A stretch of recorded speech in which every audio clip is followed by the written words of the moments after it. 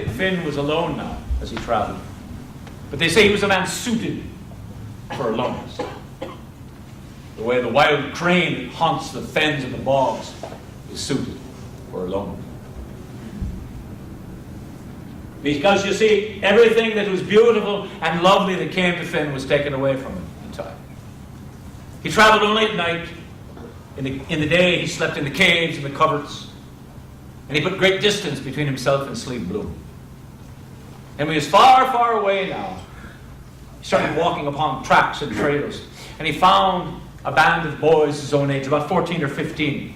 Now you need to know, at these times in Ireland, there was a system of fosterage, where the boys of one clan would go off and travel, and they would spend weeks, months sometimes, with the people of another clan. And that clan would send their boys elsewhere, because that would develop bonds of fealty, community, and friendship, making wars much less likely among the clans. Not only that, but every clan knew that their druid only knew so much, and some other druids know something different. And so it was a way of passing on the knowledge across the whole island, from place to place.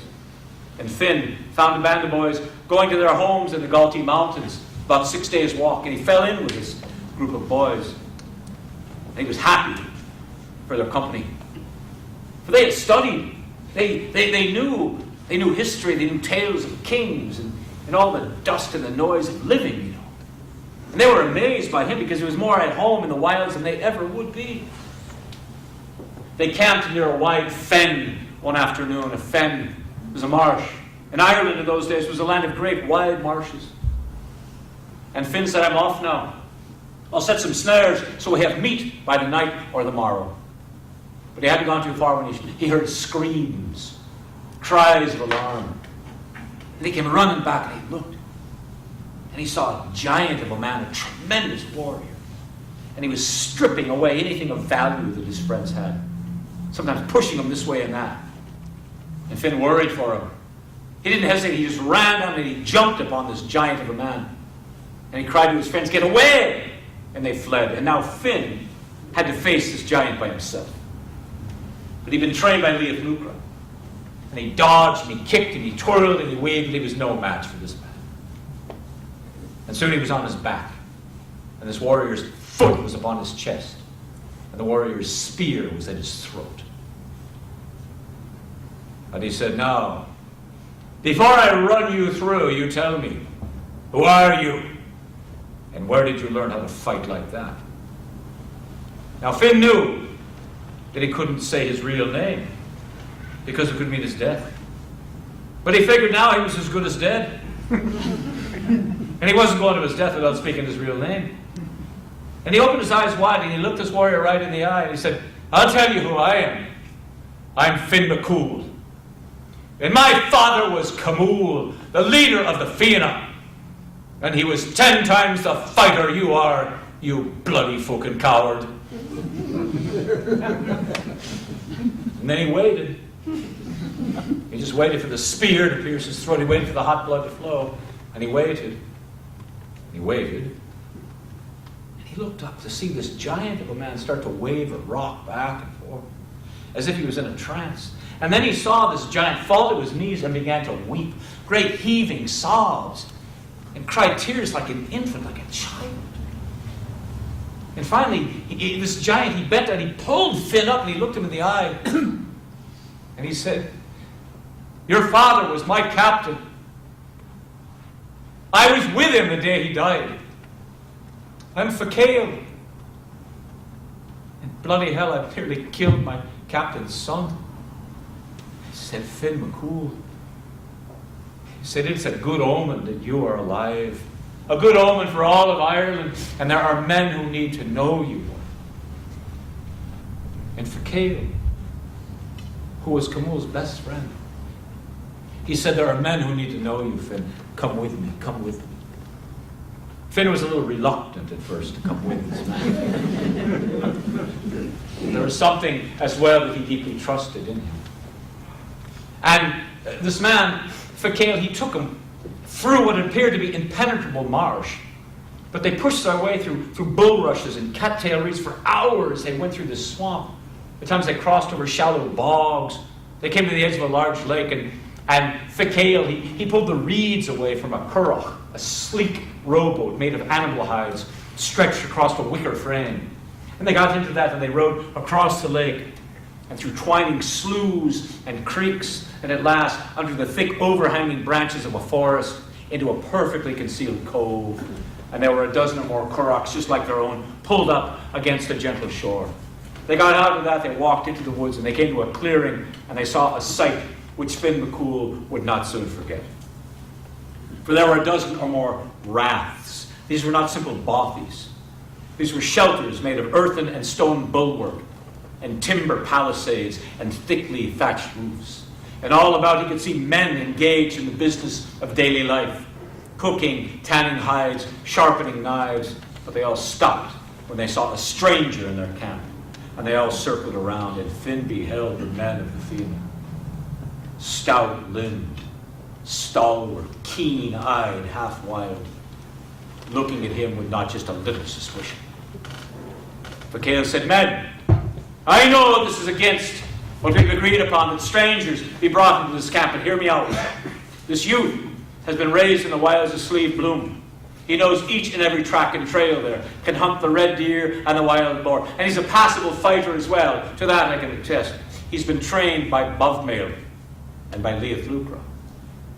Those men knew the names of those women, and you could hear the machinery of their memory clicking and whirring. And Fichael said, "Behold, the son of Mourn and the son of Camul, and welcome into this camp Finn McCool." Some of the men just wept. Some cheered. All could see the visage of their lost and beloved leader in the face of this boy.